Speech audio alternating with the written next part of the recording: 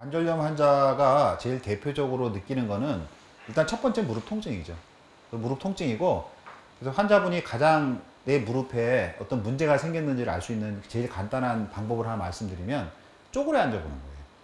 쪼그려 앉아보면 못 앉는다든지 그런 일을 겪게 되면 이제 이 무릎 관절염이 문제가 있는 거거든요. 계단을 특히 내려갈 수 있는지, 올라가는 거는 보다는 내려가는 게 더 문제가 먼저 생깁니다.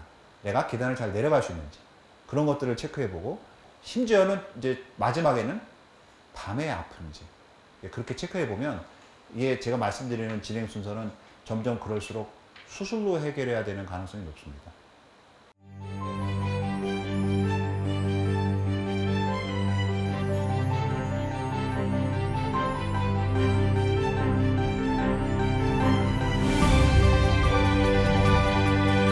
무릎 관절염을 진단하는 방법에는 제일 대표적인 게 방사선 진단을 할 수가 있겠죠. 그래서 엑스레이를 찍게 되는데, 엑스레이는 체중을 싣고 누워서 찍는 엑스레이가 아니라 서서 찍게 됩니다.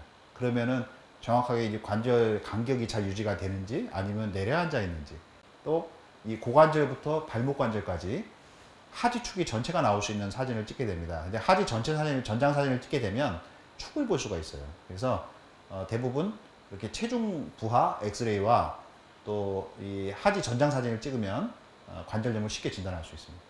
무릎에 대해서 이제 정밀 검사를 시행해야 되는 경우들이 많이 있는데요. 안쪽만 오는 사람도 있고 바깥쪽만 오는 사람도 있고, 관절염 등급이 1기, 2기, 3기, 4기가 있기 때문에 이분이 약으로 할 뿐인지, 아니면 이분이 주사를 맞을 뿐인지, 아니면 이분이 뼈를 교정할 뿐인지, 아니면 이분이 그냥 내시경으로 수술할 뿐인지 등등 그런 치료 방법을 선택하기 위해서 정밀 검사를 하게 되는 겁니다. 그래서 정밀 검사를 시행하게 되는 경우는 이제 먼저 MRI를 찍게 되는데요. MRI를 찍어서 우리가 얻을 수 있는 정보는 관절 연골이 얼마나 닳아 있는지와 이 반월판의 상태입니다. 그래서 이 상태를 파열이 동반되어 있는지, 아니면 동반되어 있지 않은지, 또 연골이 닳아 있는지, 닳아 있지 않은지, 우리가 엑스레이에서 관절염의 등급이 보듯이, 그래서 관절 연골 만보 정도를 또 등급을 매겨서 파열의 종류와 정도를 또 정확하게 판단할 수가 있어요. 그래서 조금 젊은 환자들에서는 전체 인공관절을 시행하지 않는 경우에 반쪽 인공관절을 시행하든지, 아니면 아직 인공관절을 시행할 정도의 관절염이 아닌 분들에 대해서는 내반 변형이 있는 경우에는 이제 그거를 뼈를 교정할 수가 있거든요. 어떤 수술을 적용할 것인지를 하는 데 있어서 굉장히 필요한 검사입니다.